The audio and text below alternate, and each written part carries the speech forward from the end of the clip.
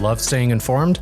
Subscribe now and get unlimited access to local news, weather, and sports for just 99 cents a month for your first 3 months at inforum.news/join. Read every story, listen to every podcast, and download the apps that keep you informed and on the go 24 hours a day. So head to inforum.news/join right now to subscribe. What are you waiting for? Get 3 months of local news for just 99 cents a month at inforum.news/join.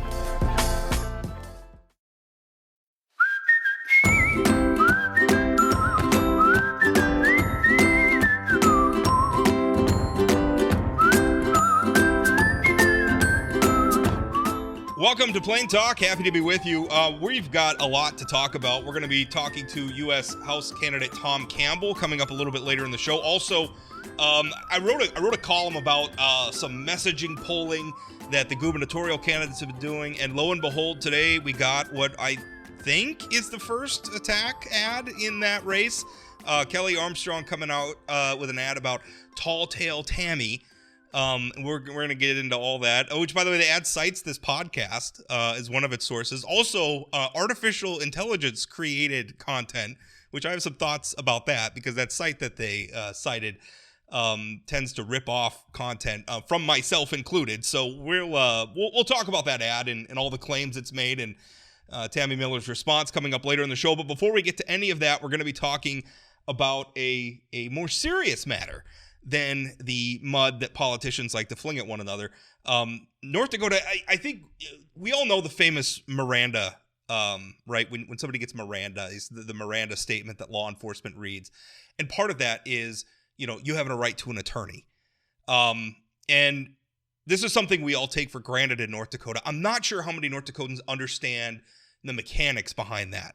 How does that attorney show up? Like, if you can't afford one will be appointed to you by a court of law. Well, who is that person? How do they get paid? And what does their work look like? Well, that actually is work done by the North Dakota Commission on Legal Counsel for Indigents. We have the executive director of that organization, Travis Finck, with us. Now, Travis was recently testifying before an interim legislative committee, and at the committee actually had lawmakers apologize for the level at which we are funding North Dakota's defense attorneys. And I thought that was, first of all, it was interesting. Second of all, I'm glad this is getting attention. I feel like it's something I've been talking about for a while, that our defense attorneys in North Dakota are overworked and underpaid. And I wanted to have Travis on to talk a little bit about it. So Travis, first of all, thank you for coming on. Thanks for your time. Yeah, I appreciate you having me on, Rob. It's tough work, the work that you do. But it's important work. I mean, a lot of times when we think about protecting our civil liberties, this is where the rubber meets the road on that. The criminal justice system, the state's ability to incarcerate us, take away our liberty, in some places that have the death penalty, literally take away our lives. That's not North Dakota per se, although in the federal system, we still have the death penalty, certainly. It is the most awesome power that our government wields. And the first line of defense against that is defense attorneys. They wield it for excellent reasons. Don't get me wrong. I'm not trying to hatch a conspiracy theory that this is a terrible thing. We want criminals brought to trial and we want them held accountable and brought to justice. But on the other hand, there needs to be a check on that power, and that check is defense attorneys. But in a lot of ways, we don't fund them enough in North Dakota. So talk a little bit about that hearing that you were just at, where I think it was Fargo Representative Jim Casper who apologized for where the funding was at. Talk to us a little bit about that. Sure. And again, thank you. And thank you to your listeners for at least taking some time to learn a little bit about the public defense system in North Dakota. Essentially what happened is I am statutorily required to provide an annual report to the legislature through legislative management every year regarding the operations of the commission. We typically file that in November or December following the fiscal year, which ends at the end of June. So I filed that report, and in the off years, we have the opportunity to appear in front of the Interim Judiciary Committee to present that report. And I presented that a couple of weeks ago, which was followed by some articles in the news media and now leading us to here. Essentially what that report ended up providing is a snapshot really of where we're at right now in the state of North Dakota. And the reality is we've been pushing for parity since I've been in administration of public defense, and we just haven't gotten there. And we're starting to see the results of some of that now. As we've seen continued caseloads, we haven't seen funding increase at the same amount. So we've fallen behind prosecutors, we've fallen behind other employees in state government that hire attorneys. So we haven't been able to fill our open spots. At the time I presented the report, when we're fully staffed, we have 41 full-time employees.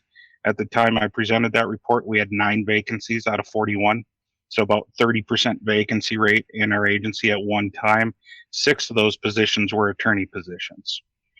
So when you look at the amount of turnover we're seeing and the vacancy rates we're seeing, it's becoming incredibly difficult to find someone, as you said, Rob, to have a defense attorney at every appearance when an individual has that right to an attorney.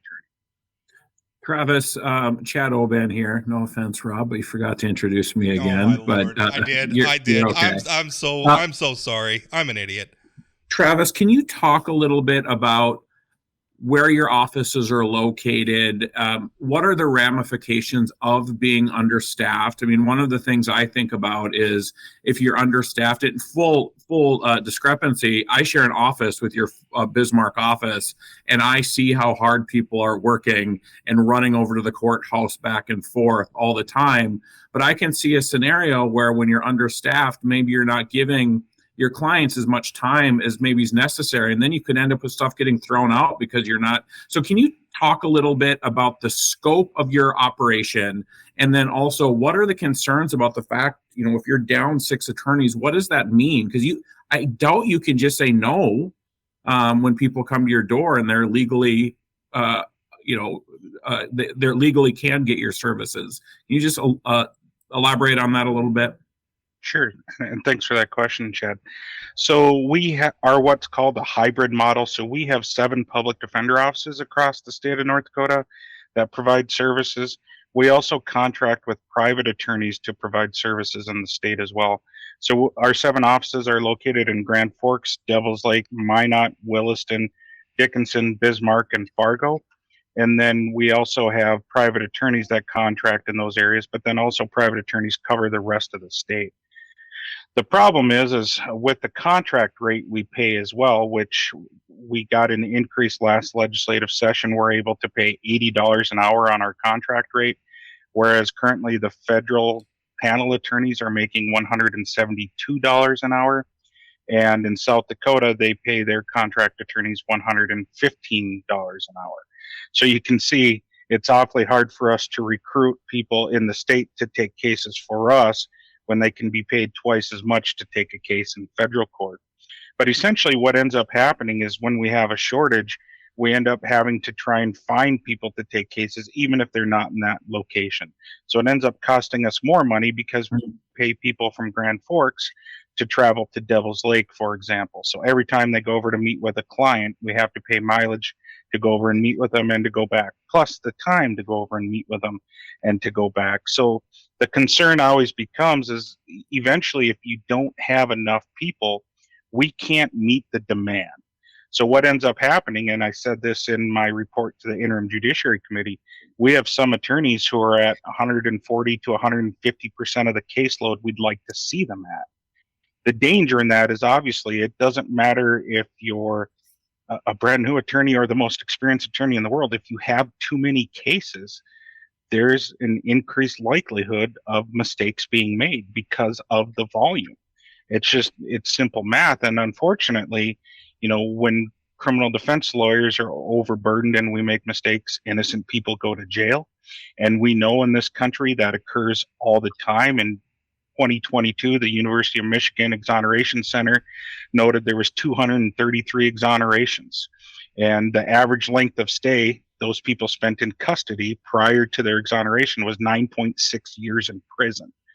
So when Rob mentions the great weight of the government coming in and taking away your freedom, sometimes that's even occurring when you didn't do anything wrong.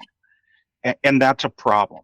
I think it's important to note too, and I like to remind people of this, our country was founded on those rights ensured to the individual against the government, against that great weight of the government. So, the Sixth Amendment in the Bill of Rights is that constitutional protection for people to be assured of that right to counsel. And the concern is again, if we don't have the people to meet it, what some states have done, and we haven't had to do this yet, I've had to inform judges that we're dangerously close just to let them know we're thinking about this, is a prioritization system where not everyone will get counsel. We have to prioritize cases as to who we're going to apply counsel to. Would that open up a liability for the state? I mean, if we're at a point where your office just can't, and I mean, I'm thinking about it, like some of these courthouses are rural, right? I mean, North Dakota's got a lot of open roads, so just logistically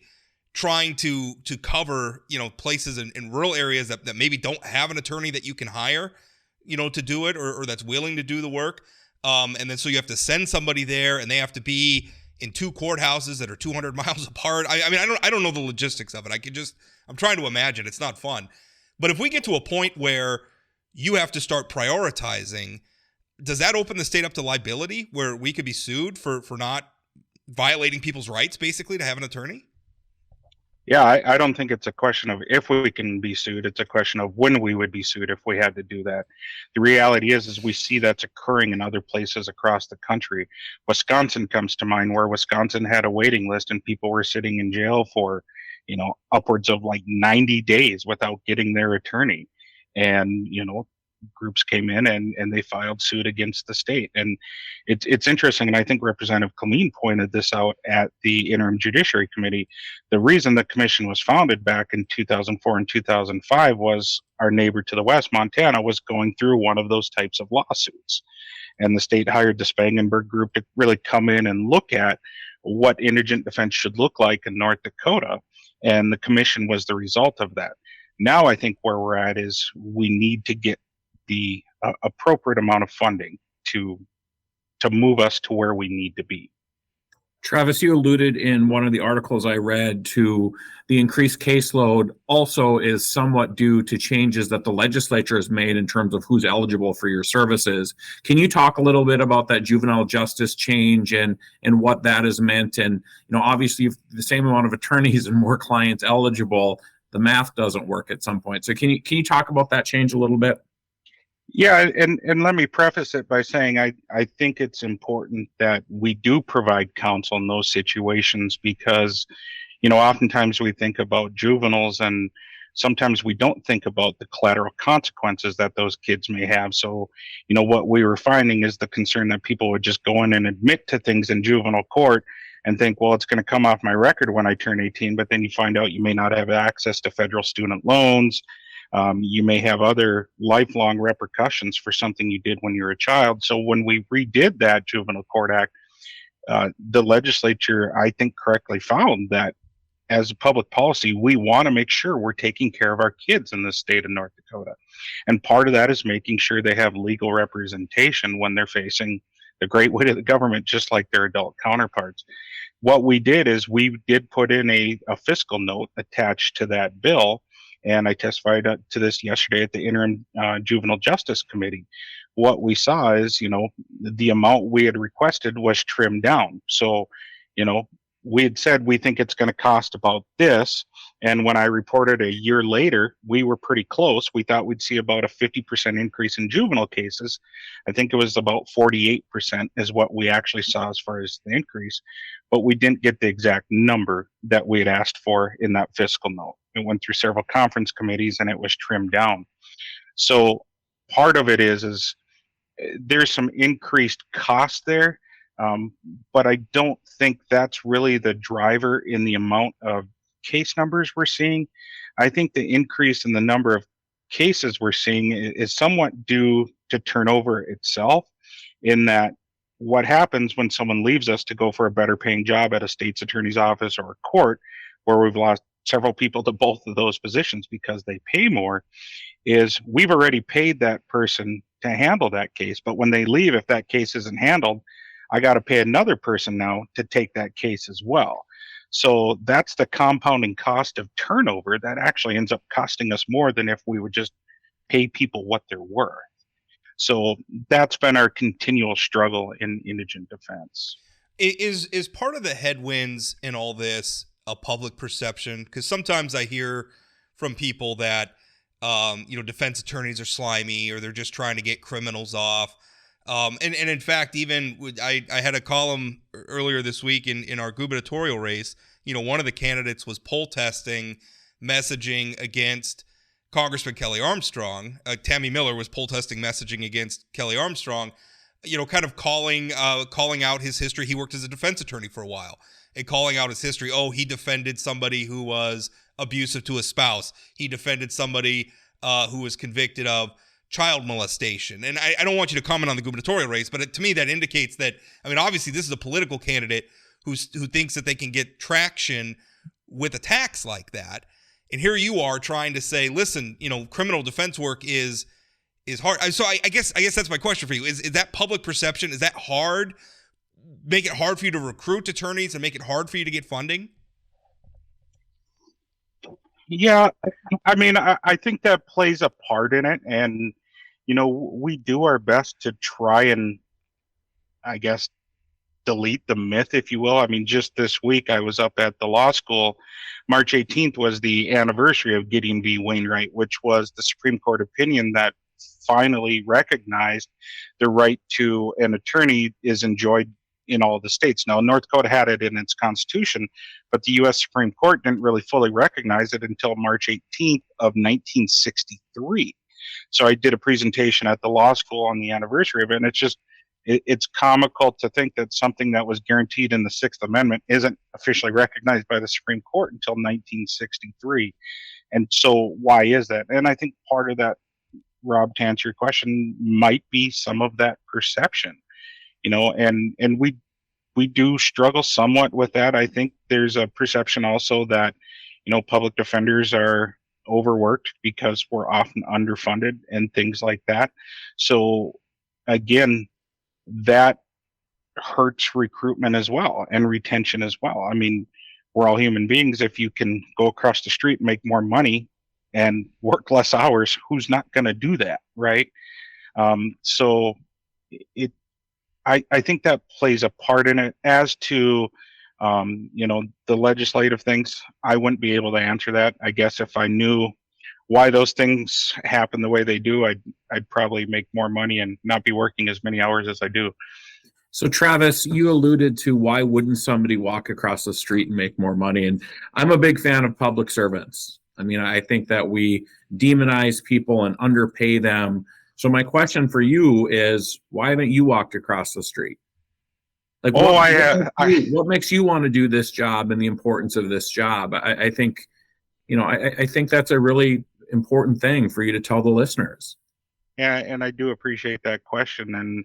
And call a spade a spade. I did leave at one point. I started as I was in a small firm in Grand Forks when I first graduated law school and became barred, and we had a public defense contract. And when the office opened in Bismarck, I moved out to Bismarck because public defense is what I wanted to do.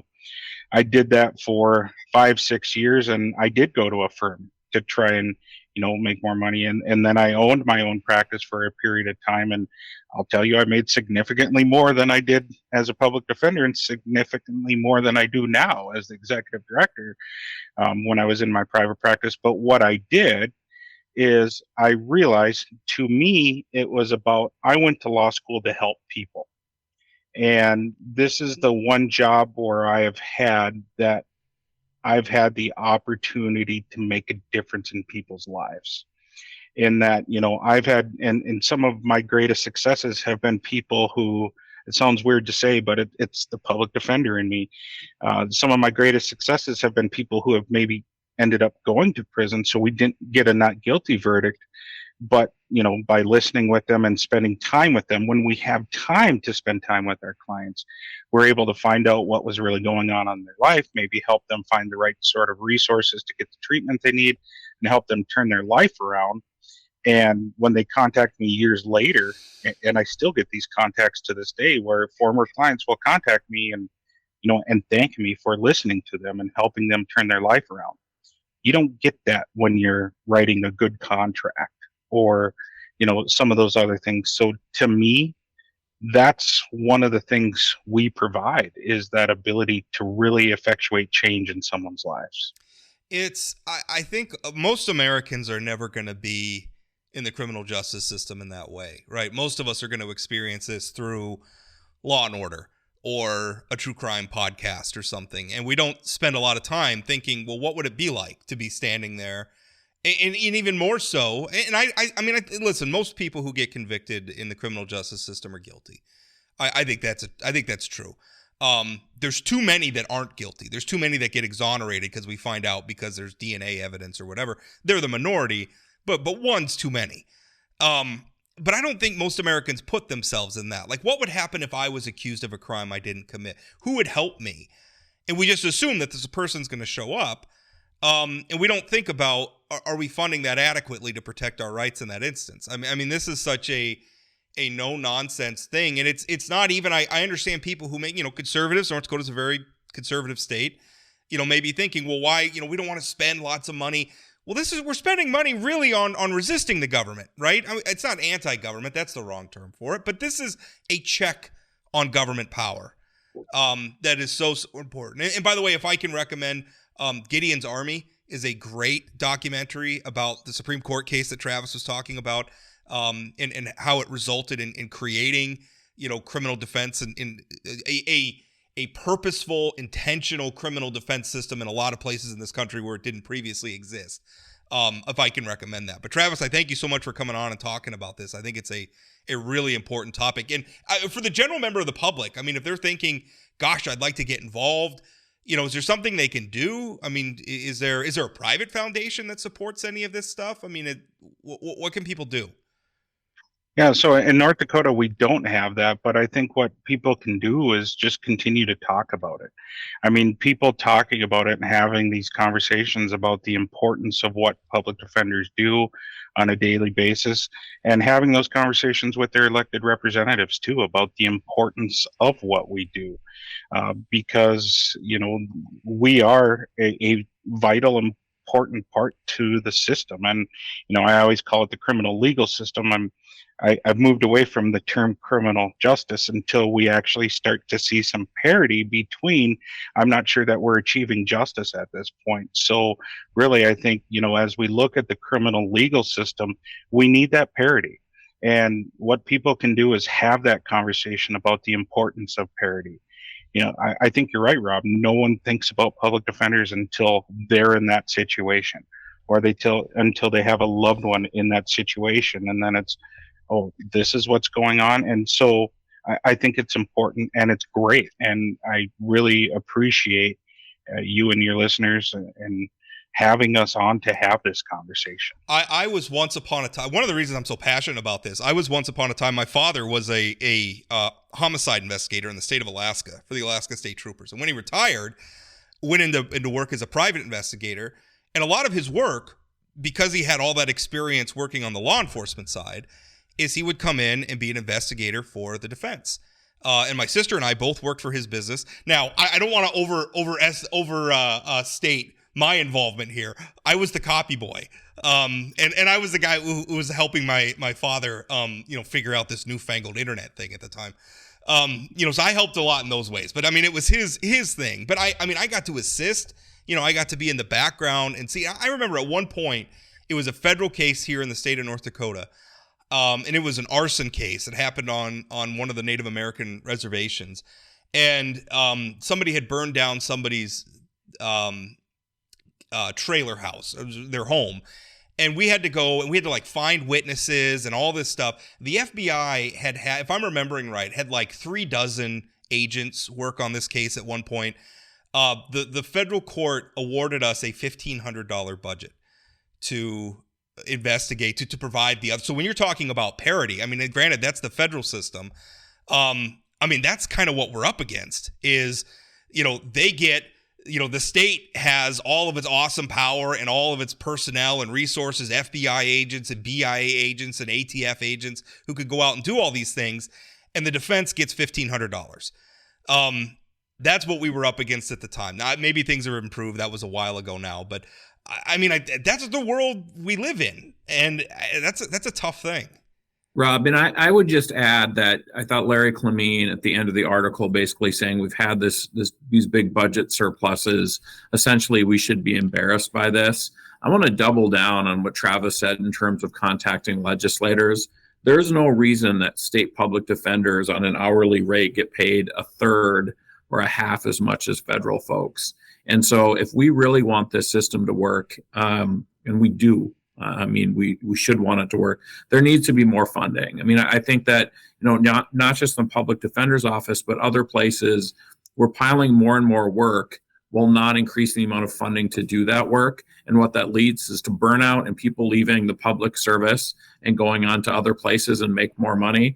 Thank goodness for people like Travis who are willing to make a little less money to do this work. But I think people need to let the legislators know that the folks doing this work are important, and we want to make sure that we continue to have the best possible state employees. So that would be my final thought for listeners, is contact your legislators and tell them this is not acceptable. Yeah, because this really isn't a top of the ballot issue for a lot of voters. And again, understandable. Most of us are never going to sit at that desk, at the defendant's desk table in front of a judge in a courtroom and have to go through this. Most of us are never going to be accused of a crime. But the thing is, thousands and thousands of people are every year. And it could be your nephew, it could be your son or daughter, it could be you. You don't know. And when it does happen, wouldn't you like to know that if you can't afford to pay out of pocket for a defense attorney, there is a robust system to defend your rights? I would hope so. Rob, I've got one final question, and that is, Travis, how much funding do you need? What kind of increase do you need? What are we talking about here? Because I can't imagine your agency is that big in terms of the grand scheme of the state budget. You're talking about millions, you're talking about tens of millions, ballpark. Yeah, I appreciate that, Chad. I think we're closer to millions than we are. I mean, so the reality is we've started taking a look at, what different counties pay their prosecuting attorneys and what the Supreme Court pays their employees, and just trying to figure out what it would take for us to get there. It's not tens and hundreds of millions of dollars. It's, in the grand scheme of the budget, it's a fairly small amount. We're also, Rob had mentioned investigators. We were the last state-run agency that has, public defender offices run by a state to get investigators on staff. And last session, we asked for 3 investigators and we got 1. So we were able to hire an investigator, and we're starting to see, reap some of the profits of that. And when I say we, I mean the state of North Dakota and the people who are facing the great weight of the government. So it's not a lot. The contract amount is the most expensive piece. So we're trying to find that right number, and we continue to work with my governing board, my commission, to find what that right number is, recognizing that we need to be on par with some of our neighbors, that are competing for the same talent pool. Travis, and I absolutely think the legislature needs to fund more. I think they ought to meet what you're asking for. Are there some other ways, last question, are there some other ways maybe outside of the box, like a bar requirement, maybe that licensed attorneys take a certain number of defense cases, or a I don't like maybe can the state establish a private foundation to receive maybe some private people who are passionate about this? Are those solutions that could work or help at least? Yeah, and the other states have done similar types of things. For example, like New Mexico actually removed their public defender system, is no longer within the government. It still receives government funds, but they also have this separate ability to provide some of these things. There's different delivery models, so there are different things that can be done. We've also examined other possibilities for, yesterday there was a presentation about the opportunity to receive some federal funds to try and help offset. Again, we have such a small administrative staff that sometimes meeting some of those requirements for the accounting of the federal funds, we don't have the time to do right now. So we're investigating what things like that might look like. So we are looking at all of those different options that are out there. The one thing we don't want to do when you talk about requiring people to take cases is we want to make sure that people that are taking these cases, number one, want to be there and are doing their job correctly. So we're providing not only legal representation, but high quality and constitutionally effective legal representation. So we want to make sure that people want to be there. We just want to make sure we can pay them what they're worth to be there. Well, not every lawyer has a criminal defense skill set. You know, some lawyers do wills and things like that. That's their skill set, and they would be a fish out of water in a criminal court. And that's no besmirchment on them. It's just different skill set. All right, Travis, we're going to let you go. Thank you so much for coming on. I really appreciate it. Thanks, Travis. Thank you both very much. I appreciate it. Hi, everybody. I'm Chad Cool, host of the Northland Outdoors podcast. Hey, here in the Northland, we love our time outside. And on the Northland Outdoors podcast, we're going to talk about all of it. Not just fishing, not just hunting, but mountain biking, camping, rock climbing, bird watching, you name it. We're going to have it on the Northland Outdoors podcast. New episodes every 2 weeks on Spotify, Apple Podcasts, wherever you get your podcasts. So look for it and join us on the Northland Outdoors podcast. All right, coming out of our interview with Travis Finck, he is the executive director for the North Dakota Commission on Legal Counsel for Indigents. Interesting interview. Again, you know, I think like Chad and I said during the interview, it's vitally important. That's where the rubber meets the road as far as the criminal justice system concerned, is when it comes to our rights. We talk all the time about how important our constitutional rights are. Well, if you want them defended, then maybe we should be funding public defenders better than we are. Anyway, we're going to switch gears here and talk a little bit about North Dakota's U.S. House race. It's a four-way race now between former State Representative Rick Becker, Public Service Commissioner Julie Fedorchak, a gentleman by the name of Alex Balaz. I apologize if I'm not pronouncing his last name, but he's a gentleman from Kandu who has paid and is going to be seeking the endorsement at the NDGOP convention. And our guest, former State Senator Tom Campbell. Tom, how are you? Good morning, Rob. Doing great. Tell us how the campaign's going so far. I think very, very well. I just finished up. I'm doing a 244 city tour, every city with 100 people or more. And yesterday I had about a 14-hour day in Grand Forks, and Emerado and Manville hit those two towns, and I was there. I hit the North Dakota State Mill, which was phenomenal. I hadn't been there for a while. We do sell some wheat there every now and then. It's only about 40 miles from our farm, ironically. It's been there for 102 years.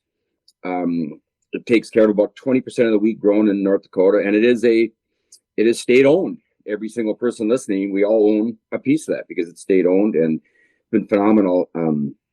Vance Taylor, the guy that has managed it, has been a phenomenal job forever. I think without him as a management, it wouldn't have grown and expanded. They continue expanding and putting additions on, and very profitable. The money that they make goes back to the state. Of course, it's state owned. So I just can't say enough good things about it. It takes care of a lot of our wheat, and we haul wheat there, and they make different types of flour. They do a little bit of durum processing, and they ship it all over the world. They're loading rail cars there and trucks, and they package it and bulk flour. And it was just really interesting to see that stage. It's about 170 employees, and it's a huge mill that handles, I think, 140,000 bushels a day, every day, which just blows my mind. That's a lot of wheat. We don't even grow that. We couldn't even provide half a day's production. And so it just amazes me how all the behind scene things going, the food safety, the quality, the technicians, all the stuff they go through that, we take for granted when we buy a 5-pound bag of flour in a grocery store. You just, or anything you guide, people just take it so for granted. But all the behind scenes, we spent a 2.5-hour tour there with one of the main guys, and really liked it. And we hit several other businesses and different things going on in Fargo or in Grand Forks, and it's fun. Hit the schools in Manville. There's K-8 schools there, and Emerado. Interesting, two different things. One concept was the biggest concern of schools is the teacher pay and a teacher shortage, of course, which we all know of. That's a huge instance. But we've also heard that some schools are having to have meetings prior to school starting, or the first half hour or 45 minutes, being in essence a parent, because a lot of the kids they feel aren't parented, and they need to program them, they need to feed them, And so that was, I heard that, and I didn't really realize that there's some challenges out there that come to the school, and they have to fix that. Before you can learn, you got to have a full stomach and the right mind, is what one superintendent told me. So I'm just learning a lot of things on the trail. I love it. I'm a people person, and it's been fun. I was flipping pancakes at a fireman's breakfast Sunday morning in Great Bend, North Dakota.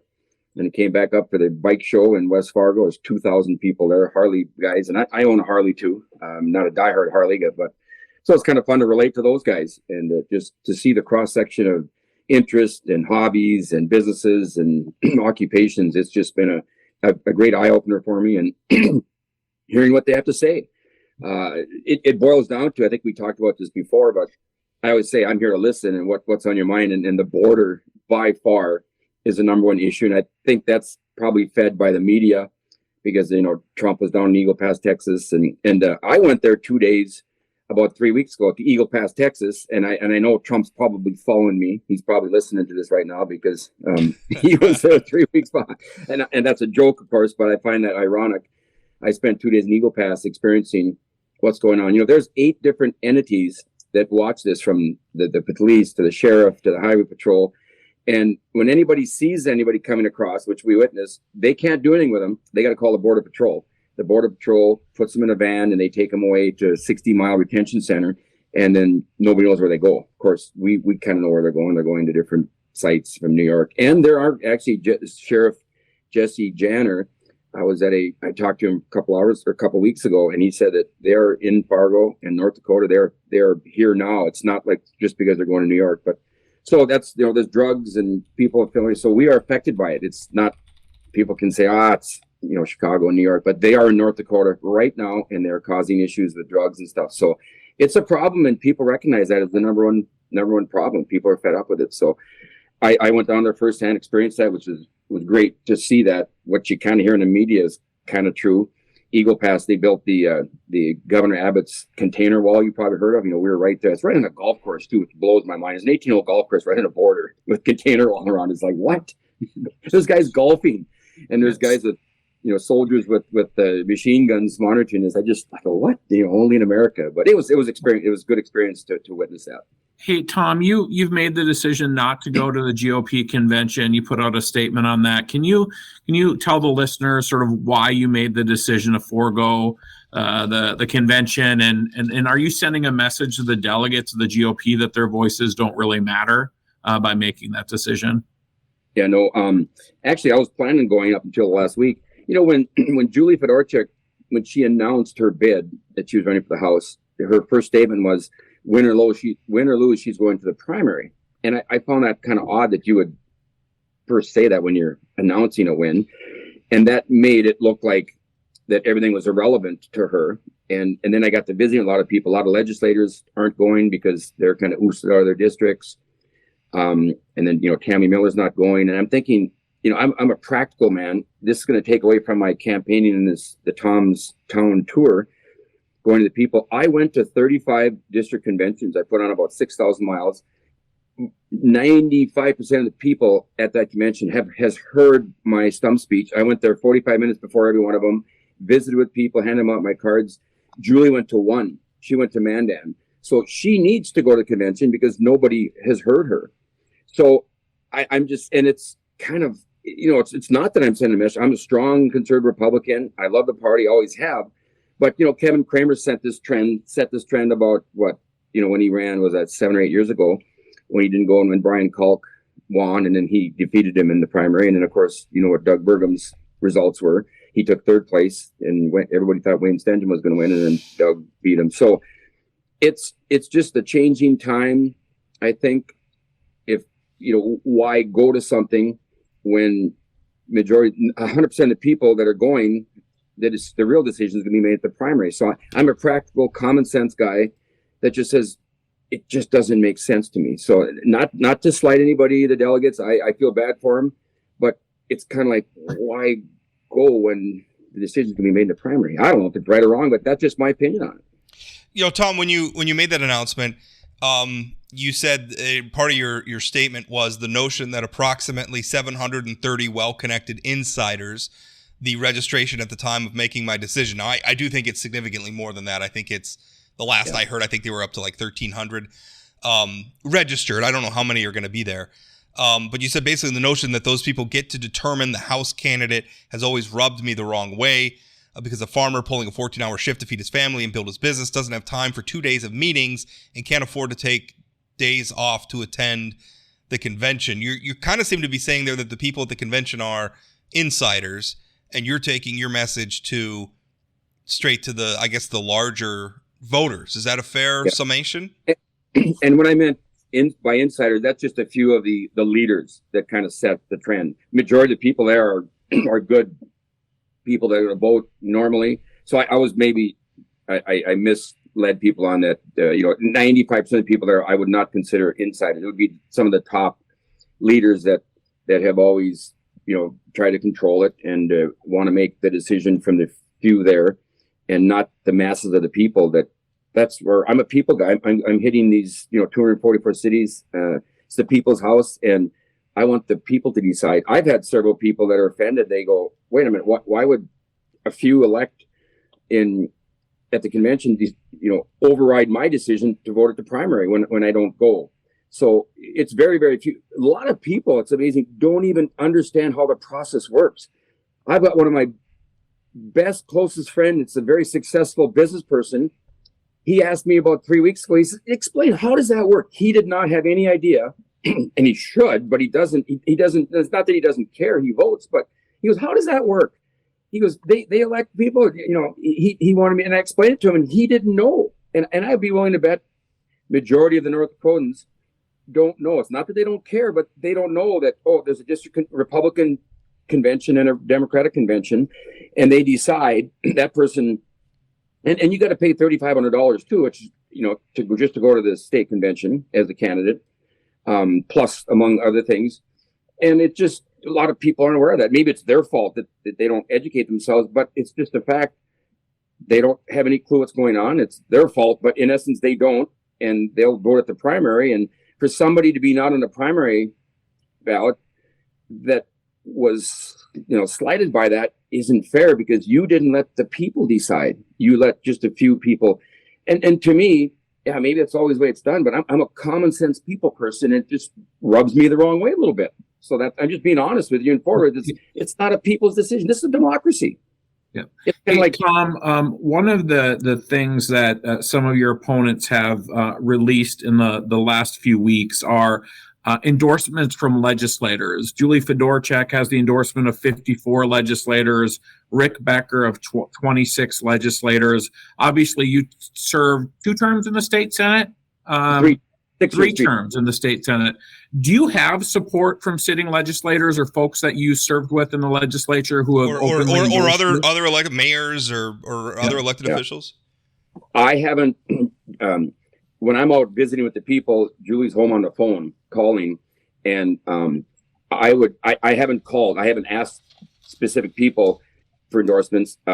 Those 50 or 48 people, whatever they are, majority of those are Western legislators that have been there a long time. They're part of the establishment, which I would only assume that she's going to get, because there's a few people out east. I talked to some of them.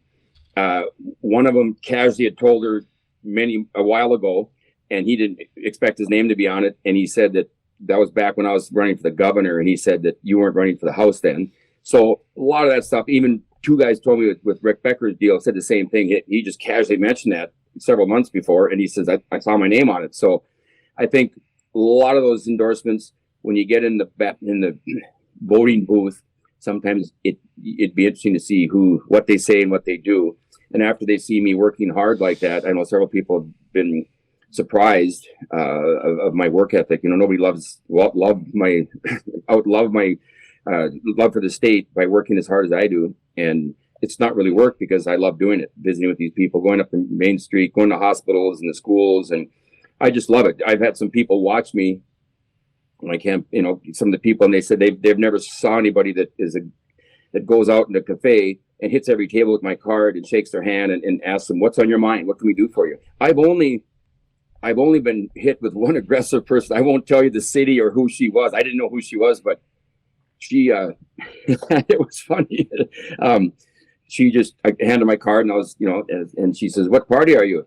I said, "Republican." And I won't refrain from the words, but she said some nasty words and stuck it back at me. And she says, she didn't care for Trump. She called him a blank blank. She called me a blank blank. All the Republicans blank blank. But only one person in thousands of people in a month and a half has been unwelcoming. So that's what's kind of cool. I've been welcomed everywhere. And I'm sure there's a lot of Democrats or moderates or different people that probably, are on the other side of the aisle that have welcomed me and they want to listen to me. So that's what's so cool about North Dakota. It's North Dakota nice. And I'm kind of pleasantly surprised. I thought I'd run into more opposition other than that one gal they're just super nice to me. I've had people sign my petition that are Democrats. And they said, just put your name on the ballot. I go, yep. And I said, no, you don't have to vote for me.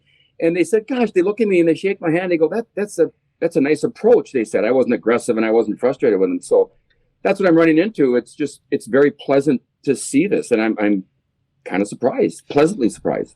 Rick Becker released a poll, and when I reported on it, I called it dubious because I've never heard of the poll. We talked about it on the podcast as well. Never heard of the polling outfit. Didn't release a polling memo with it.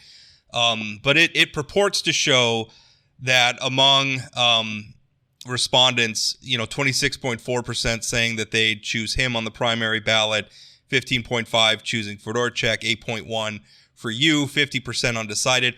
I can say I was told of another poll. It's from somebody I trust, but again, I haven't seen a polling memo. I don't know, but they put the race at Rick Becker at 30%, Julie Fedorchak at 25%, you at 6%. Do you feel like you're in third place in this race? And second of all, have you gotten any sort of pressure from anybody to pull out? And I say that from the perspective of I hear a lot of concern from I think there's a big overlap between people inclined to support Julie Fedorchak and people inclined to support you, who would really not like to see Rick Becker be North Dakota's at-large congressman. And a lot of them are saying, well, maybe, they don't want either you or Julie to be a despoiler in the race. Have you had anybody telling you that you should pull out? Actually, yes. Julie's campaign called my campaign and threatened me that if I don't pull out of the race, that they will use the Minnesota residency issue and the Bill Gates issue, and they will slander me with that. And I found that disheartening that she would threaten me. It's like, why, if you're concerned about me being a threat, why can't you win fair and square? And the Minnesota issue, which is a total joke, I never heard of that. I have a lake home there. I go there weekends in the summer, but I've always been a North Dakota resident, driver's license, paid my tax here forever, live here forever. So that is just beyond ridiculous. I think they saw that Doug Bergen was at that party, this summer I had when he gave his introductory speech when he's running for the presidency. I don't know. It got a lot of publicity on social media, but I mean, there's thousands and thousands of people that have lake homes in Minnesota live in North Dakota. So that's totally bizarre. People can go back, look at my tax returns and license, and anyway, my businesses are here. And then the Bill Gates issue, you guys there's a lot of people that have asked, and I love the opportunity to reply, because once I tell them the truth, what they know, they look at me like, gosh, you need to tell people that. And that's basically, we sold some land to one of his companies that he has interest in, and we have a long-term lease it back. The farm nothing has changed. We don't know him, never met him. He doesn't influence our decisions at all.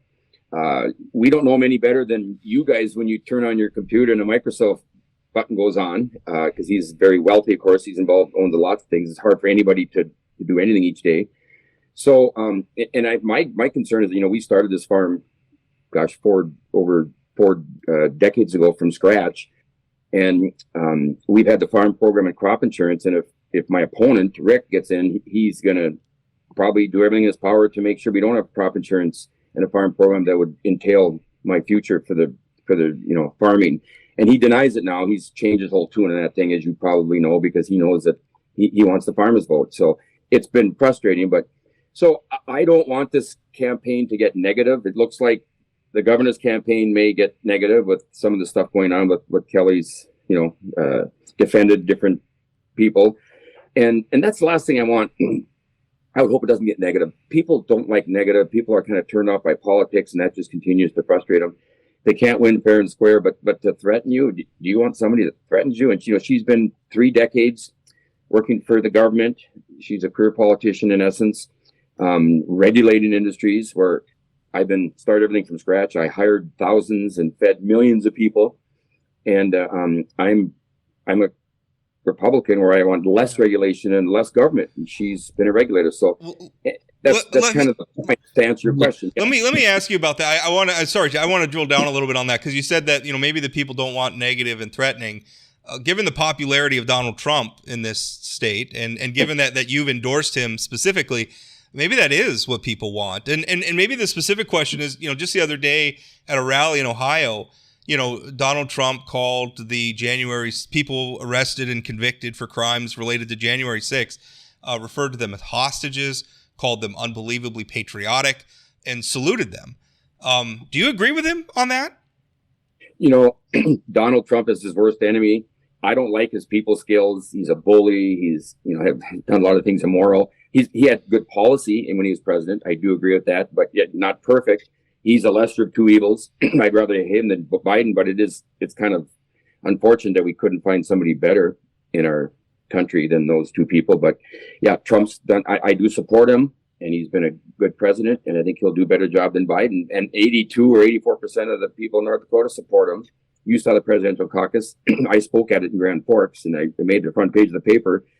And it was interesting that Nikki Haley, I think, got 24 out of 8. She got about a certain percentage. But yeah, it's amazing that he has such support in North Dakota. But I'm going to support what the people want to support, and they're supporting Trump, so I'll support Trump too. Tom, you mentioned that don't want to be negative, and then in the next breath you called Julie a career politician. I assume you didn't mean that as a compliment. So I think sometimes negative politics is in the eye of the beholder. So that's more of a comment. That's not negative. That's just stating out facts. Okay. That didn't calm her down, because she spent 3 decades working for the government. That's not negative. That's just a fact. If you want that type of person, vote for that. If you want me, vote for me. So negative is making things up and slandering your family or something. Okay, so as somebody who ran for office 3 times and served 3 terms in the state Senate, which I think makes you a politician, career or otherwise, what would you say are your biggest accomplishments during your time in the state Senate? I think that's a pretty good precursor of how you're going to do in Congress in terms of getting things done. What would you say is your biggest accomplishment? Is there a bill you can point to? I listened to my constituents. I was the person that came up with the first newsletter. I was on the ground shaking hands, and seeing was on their mind. I introduced several bills. Some of them weren't successful. Some of them were. The welfare drug testing bill, which got very political, and I still stand behind that. I had somebody that was on, I think, Michael Bell's radio show, and somebody called in. They said, you wanted to starve children? I go, absolutely. That's the farthest thing from the truth. I said, when you get a second or third generation involved with a family that has drugs, there's a strong indication that those children will be in drugs. I want to, the parents test drug fee, cut off their welfare benefits so that their children won't become drug addicts as well. There's all kinds of, between orphan homes and foster homes and stuff, to take those people out and put them in a much safer environment than keeping them in a drug home. So that was a big thing that I spent a lot of time in, introducing a bill for less bills to be. I think I introduced a bill that said some legislators introduced 20, 30 bills, which is crazy. I introduced a bill to have less bills, that they could only introduce like 5 or 6. And that got defeated because most politicians like to just, have a lot of bills introduced. So I wanted to bring less regulation and less government. It took care of a lot of individuals and constituents. One particular gal, her sister called me, who I knew, and she said she was in my district 19 back then, Grafton, Larimore, Northwood area. And her sister had a deadbeat husband that hadn't paid her he hadn't written out a check for her for like a long, long time. And she was frustrated. He had moved to Colorado. Well, I knew some people in the department that took care of that. And within 3 weeks, she started getting her check, because it just happened to know one person that had been from Colorado, knew it. They contacted there, and they got on his case, and he started paying it. So those are the things, the behind things, helping one individual at a time, that I was good at, so that nobody knew, and it's not a bill in essence. It just helped a lot of individuals in listening to them in Washington or in Bismarck. Tom, just to be clear, the drug testing did that pass or not pass? No, it did not pass. Very controversial and very close, but it did not pass. Tom, I want to thank you for your time. I appreciate you coming on, and you're of course touring. What you called it, Tom's Tour of North Dakota? Is that Tom's Town Tour? You can Tom's see Town Tour. It's alliterative. I like it. I put a dot on the map on my website it's kind of like Waldo. Where's Waldo? Well, where's Tom? Yeah. Anyway, Tom, where can people find where you're going? It's on my website, tomcampbellforindy.com. And like I said, it's been fun. I was flipping pancakes, and I'm a man of the people. It's been a lot of fun. Well, one of the things I like about North Dakotans is about North Dakota politics is there's still an expectation here that people meet the candidates. North Dakotans like that. So I think it's a cool thing. And good luck. Thank you for coming on. Hey, thank you guys. It was fun chatting with you. Anytime, give me a call. Hi there, my name is James Wallner. I produce and host the podcast Dakota Spotlight, a true crime podcast that tackles historical and unsolved crimes in the upper Midwest. Follow along with me as we search for a missing girl, attempt to solve a 45-year-old murder, and much, much more. That's Dakota Spotlight Podcast, anywhere you get your podcasts, or at inforum.com/podcasts. All right, just finished up our second interview with Tom Campbell. Listen, Tom's saying a lot of things that politicians say, like, I'm not a politician, I'm an outsider. Tom Campbell's, had Doug Burgum over to his house for a fundraiser. All right, you're not an outsider, and you've been in office, and this is not me picking on Tom. Tammy Miller's doing the same thing. You're going to hear a lot of, there's a lot of people who are absolutely insiders, and by the way, everybody who puts their name on a ballot is a politician by definition. So, I'm not picking on him, but one of the things he said is that, people don't really like negativity or the mudslinging or whatever. Yeah, they do. That's the reason it's done. And I don't know how, we can watch Donald Trump's ascendancy to the top of Republican politics and still maintain that people don't like the negative stuff. They clearly do right now. Rob, in this moment in American politics, they want it. Mark my words, before the end of this campaign, Tom Campbell will be running negative ads on TV. Mark my words. Speaking of negative ads on TV, we got what I think is our first negative one in the gubernatorial race, unless I missed one. Everything else has been kind of biographical type ads. Well, biographical, just hugging Trump for 30 straight seconds. Well, okay. Biographical. You know what I mean. I'm not really talking about the other candidate, talking about look at how much I love Donald Trump, or look at how much I love my guns, or whatever. That's kind of what's been going on so far. Kelly Armstrong's out of the gate today with an ad and a website along with it. And he's coined a name for his opponent, Lieutenant Governor Tammy Miller. He's calling her Tall Tale Tammy. And it's a lot of alliteration on today's show. A lot of alliteration, which I appreciate. I appreciate it. But anyway, the ad is taking first of all, it's got kind of a Western theme, like Shootout at the OK Corral type stuff, which makes me think that they're poking a little fun at Miller's oft-repeated story about defending her family's store. When I guess it was a very rural store. She's from Brockett, North Dakota, so it's rural Ramsey County, and it was a store, and apparently it was robbed a lot, and her family would defend it with shotguns. Kind of feels like he's taking a shot at that. It's also, accuses her, brings up her donation to Minnesota Senator Amy Klobuchar, makes an issue of the fact that Klobuchar voted to impeach Donald Trump, and some other things. Now, Miller has come out and disputed this. Her statement from campaign spokesman Dawson Schefter is Tammy's conservative outsider message is resonating, so Congressman Armstrong is already going on the attack. Just a few weeks into the campaign, Representative Armstrong's ad features one bull and a whole lot of BS. So I will say, first of all, I have something in common with Tammy Miller. We both contributed to Amy Klobuchar. So that's good, finding some commonality there. I think it's really interesting, the fact that Kelly's camp decided to throw the first punch here. And I think, they knew it was coming. I think that there's some PTSD around the Stensham-Burgum race in 2016, that Kelly doesn't want to get caught on his heels like Wayne did, and instead wants to be out and sort of defining her.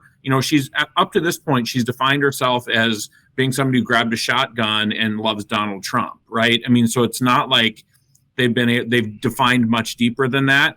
I think, Kelly wants to she's talked about being a business leader at Border State and some other stuff. Right. Okay.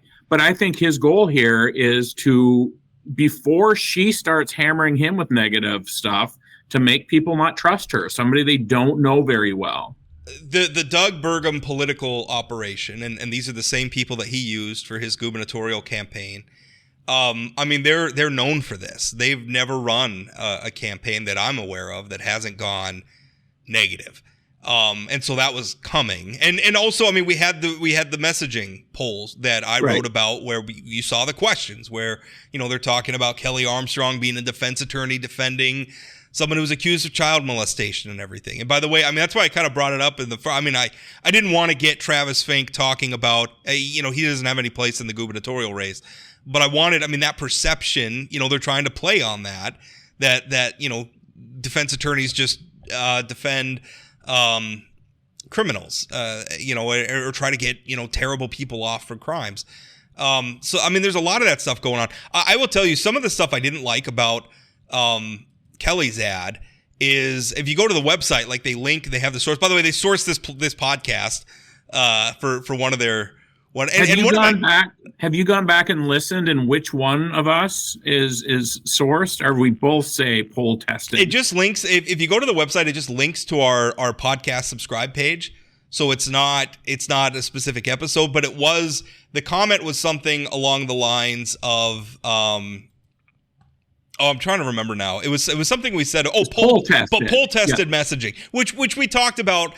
But I don't even think we were just. We talked about Tammy Miller doing that, but I'm sure we talked about a lot of politicians doing that. That's not they all poll test their messages. Kelly Armstrong, I'm sure poll tested every one of these.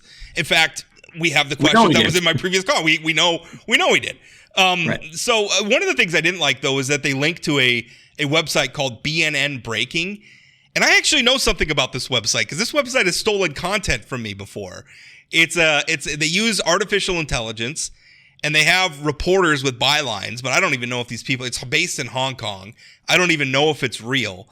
If those are real people, the quote unquote reporters, if you go on there, they're publishing dozens of news stories a day, which I could tell you as somebody who publishes maybe 2 or 3 a day sometimes. Dozens. There's no way you have time. So what they do is they scrape like an article written by somebody like me, and then they use artificial intelligence to summarize it and rephrase it, and then they publish it as their own work. And I've seen this because it pops up like in my Google alerts, and they cited this website, which has actually been banned from Twitter for promoting fake news. And this website, apparently, like the Twitter account it uses now, was promoting like COVID-19 conspiracy theories before before the site. Anyway, it's not a good look for Armstrong to cite a source like that. Like, it's one thing to cite this podcast or something, and maybe it's a little out of context or something, but that's just full on. You're just citing artificial intelligence at this point. So I will tell you that I don't like. You mentioned the history of the Burgum folks and the hard-hitting ads, the negative ads and stuff. Like, they would do the same thing. They probably have done the same thing. They probably have some in the hopper, although maybe they're going to, I suspect their strategy over the next week or so is going to play victim a little bit from this before they come swinging back.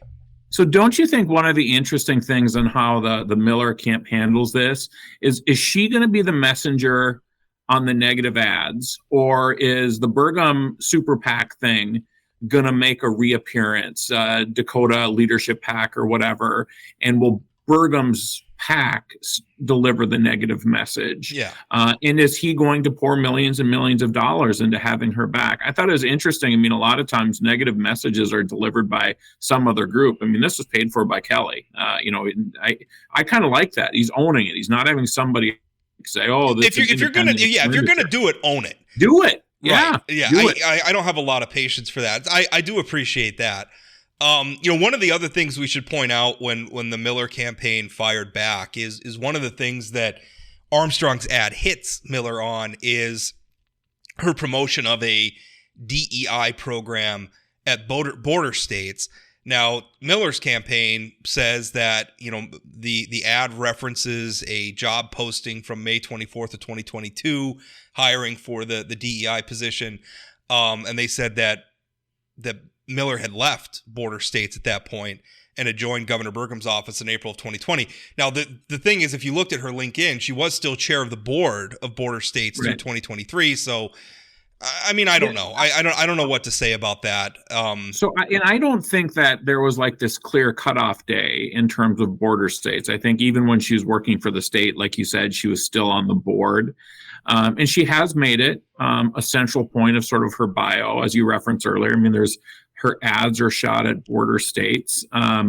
Maybe I assume as a chairman of the board, or even as a CEO, she probably wasn't hiring this person or whatever. So maybe that's unfair, but I mean, it's politics, right? I mean, I think the thing in this ad that's probably going to land with the biggest thud, I think what might, in my mind, and understanding that neither you or I are the target audience for this, right?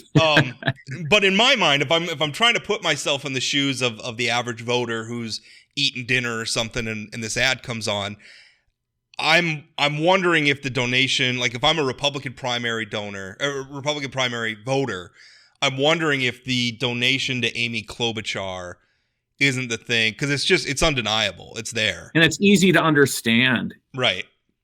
Having a DEI policy at a business you used to work for. I mean, I assume there's some people who are Googling what DEI policy. Well,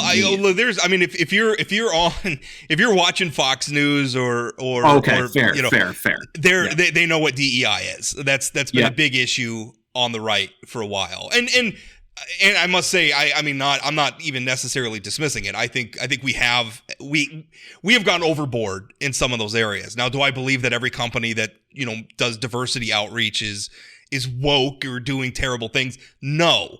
I think a lot of them are well-intentioned. They're a private business. If they want to have a DEI policy, have a DEI policy. I mean, Yeah. Although she's going to tout her business record in the private sector as qualification for running for public office, it's fair play.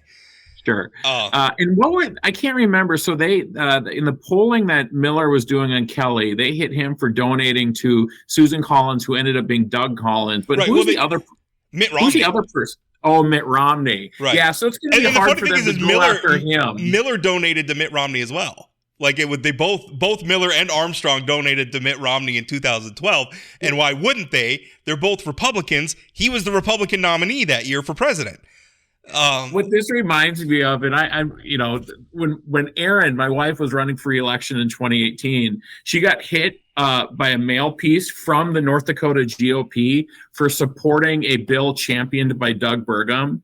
And that always chapped me, because it's like, she's supporting your guy. You don't get to hit her now for that. So why would you hit him for supporting your guy, just like you supported your guy? It's part of in this era, really starting since 2016.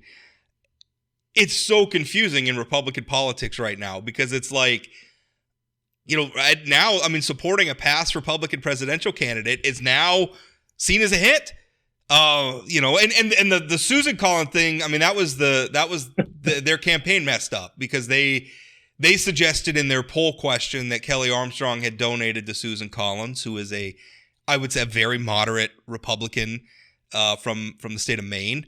And he didn't donate to her. He donated to Doug Collins, who is a far more conservative candidate, unsuccessful candidate for the United States Senate in the state of Georgia. So, that's kind of interesting. So did Doug Collins run in the primary? I don't even remember this name. Yeah, Doug Collins ran in the primary and lost. Okay. And it was one of the and I'd have to go back and look, but it was a 2020 cycle. Okay. Let's just say he's not a. In fact, I think I don't know. Was he endorsed by Trump, or maybe he wasn't? I don't remember now. But that's the race where they ended up with Loeffler and Perdue, right? As their two. Yeah. Okay. Yeah, that's right. Because I think he took third. He was a member of Congress at the time. A member of the House of Representatives at the time. So if you and I don't know who this person is, I'm not sure it's going to be an effective hit. But people they weren't intending to talk about him. If they had known it wasn't Susan Collins, they may not have. But that's also probably why they were testing it. Is how many people even know who Susan Collins is? That's why they test these messages. And to be clear, all this stuff we're talking about, Miller has tested these as questions. She has not put these in ads. I want to be clear. Right. And the other thing is, we don't know that it was a Miller poll, right? I mean, looking at the stuff that you posted online, we're assuming it's a Miller poll. It could be a super PAC. It could be an independent. I talked a little bit this morning. When I was talking about the campaign ad, we talked a little bit about that polling. It was their polling. Okay, so I can confirm 100% it was their polling. What's the Armstrong response now? What's that? Does Tammy just come out just right back at him?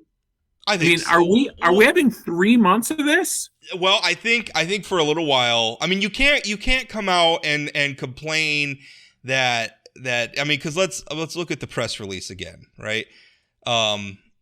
They say Tammy's conservative outsider message is resonating, so Congressman Armstrong is already going on the attack just a few weeks into the campaign. This is exactly how career politicians behave when they're backed into a corner. North Dakota sent Kelly Armstrong to Congress to bring North Dakota values to Washington, D.C., and said Congressman Armstrong is bringing back swamp-style, negative, and false campaigning to North Dakota. So if you're going to say that, I don't think you can immediately, like tomorrow, run a similar ad, another attack ad. I think they probably have to let that breathe a little bit and then start with the attack ads. I think you should do a reel of all the ads that Burgum or Burgum PAC has done over the years of attack style DC swamp ads. Good old boys club, and then Doug Burgum spent 8 years, couldn't figure out why he didn't have a good relationship with the legislature. I don't know. It's that.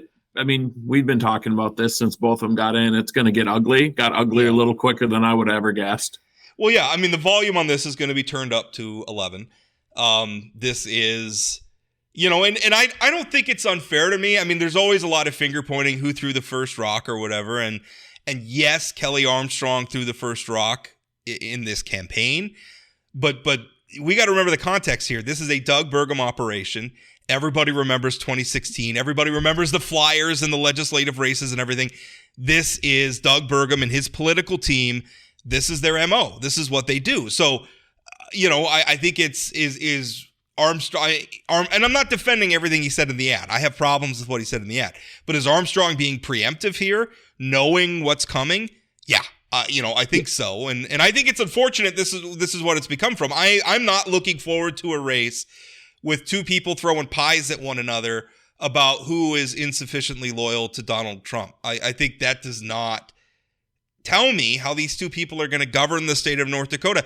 I would really like to hear about, for instance, what would you do about funding defense attorneys in our state? What would you do about flood control? What would you do about what about all these other issues?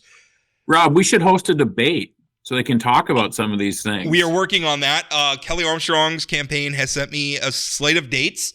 I asked both campaigns for a slate of dates. Armstrong was the first one to get back to me. They've given me a slate of dates. The Miller campaign, I asked them again this morning. They said they're still working on it. They have they're working. There's TV debates as well. Right. So they said they're working on it, and we have time. I mean, I'm not being critical. For sure we have time, but I think that's where we can have a little bit better conversation about those issues, because we're not going to get it on TV. No, we're not going to get it in TV commercials. Well, that's what I said. Again, not justifying Kelly's ad, but talking about the strategy behind going negative or contrast this early. I think, again, going back to 2016, you'd rather be the first one to punch than to be responding to their negative. I mean, like, you can't spend like Tammy can't spend time now running ads saying, we didn't do this, we didn't do this. Right? I mean, that would be a waste of resources. So he's going to get these hits out, then she's going to respond afterwards. I think it's the right strategic move for him. Again, not justifying and knowing everything. Yeah, but putting a pin in our ethics and morality for a moment. Yes, I think you're right, because part of the problem that Miller has had is her name recognition is I'm assuming still has to be not great for someone who a lot better today than it was when she got in. A lot better today than it was when she got in, but that was still something I think she needed to improve. You know, Armstrong's going to interrupt that and is going to, as she's trying to define herself, now here comes Armstrong defining her, and now she's on the defensive. You know, again, I don't like the way the game's been played, but we're also obligated to talk about the game as it is and not how we wish it to be. This is how it's played. Right. And, you know, probably Armstrong coming out like this was a strong move. I'm not sure that referencing an AI article, and I suspect the Miller campaign is probably going to make an issue out of that. That's not going to look very good on him. And if they do have the dates messed up on this DEI thing, you know, that doesn't look good. But who knows? I mean, by the time we get to the next ad, you know, how much of this stuff is just going to get. And that's just it, Rob. How many people care that it's sourced from an AI thing? Or is it the 3,000 gross rating points that they're going to see on TV over the next 2 weeks? Right. I mean, yeah, they're gonna reach. I mean, as much as as influential as I think my columns are, and I don't know that there's probably many people who write or talk about North Dakota politics who has a larger audience than I do, or that we do with this podcast as well. You know, we're dwarfed by, you know, the average public that's not tuning into this podcast or tuning into my columns, but is going to see these ads playing during Wheel of Fortune or something. Right. And I don't know. I mean, maybe people can leave it in the comments, but I don't know how many swing voters we have listening to us either. Right? I mean, it's usually people who are pretty connected who are listening to the podcast, but maybe I'll be surprised that people are concerned about AI being but people have been putting goofy sort of ways to justify a hit in ads as long as I've been involved, finding some obscure newsletter and, saying, oh, it was from this magazine or newsletter or whatever. And also taking stuff. I mean, I've seen a lot of ads. I remember Democrats have cited my columns, in the past where I've written tough things about Republicans and sometimes you see the way they're using your words and you're like, Rob, I remember at one point in my early career working in politics, there was a Democrat who bought a weekly newspaper in order to periodically have headlines that then could be used in ads. Yeah, that doesn't surprise me. Which they kind of call that astroturfing, right? Where you're just sort of creating your own, trying to create your own self-licking ice cream cone. Maybe that's the other metaphor for it. I don't know. I don't know. They do a lot of crazy stuff with these ads. Honestly, and this is completely, nobody's going to do this, but I wish voters just don't watch the ads. That's not going to happen, and I'm still going to write about them. It says the guy who just posted the ad online in the news column. But don't maybe the better way, don't make your decisions based on these ads. Try to pay attention to the interviews, pay attention to the debates, pay attention to what the candidates say on the campaign. If you meet them in person, what they say there, that counts for a lot more than what's in these ads. Well, Rob, I think the other thing that's interesting here is it is such a small number of voters in the grand scheme of things, 115, 130, 150,000 people. That's like the state Senate district size in a lot of states. So the other thing that I think is complicated for these candidates is how do you make sure you're serving your ads to the right people, right? I mean, just go. And so I think streaming services, digital, all these different new ways to get ads to people is really going to be interesting, because just broadcasting statewide, the vast majority of North Dakotans aren't voting in this primary. It's not a general election. And so I think it's going to be interesting how they go about how targeted it is. And mailboxes are going to get Inundated. loaded up. Inundated. All right. Well, we'll put a pin in it there. It's going to be interesting to see. And maybe by the time Friday, we'll have another attack ad to talk about for Friday's podcast. Nice. That's what we should do. This could just be a report on attack ads between now and primary day. Yeah. And I just noticed I was going to promote a guest for Friday, and it looks like I haven't booked one. So I need to get on that during when I get off the air here. So anyway, thanks for listening as always, and we'll talk again.